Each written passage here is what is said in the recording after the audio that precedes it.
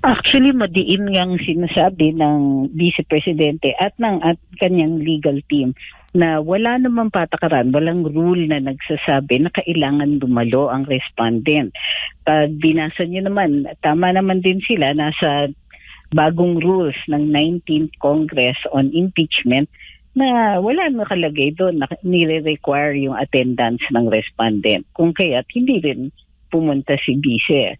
But at the same time, meron din silang question tungkol dun sa pag-execute ng Committee on Justice ng kanilang evaluation sa sufficiency in form, substance, and grounds at dun sa kanilang paraan para maghanap ng probable cause dahil yung pag-execute nga nila, ang interpretation nila ay parang mag-conduct nga ng tila mini trial.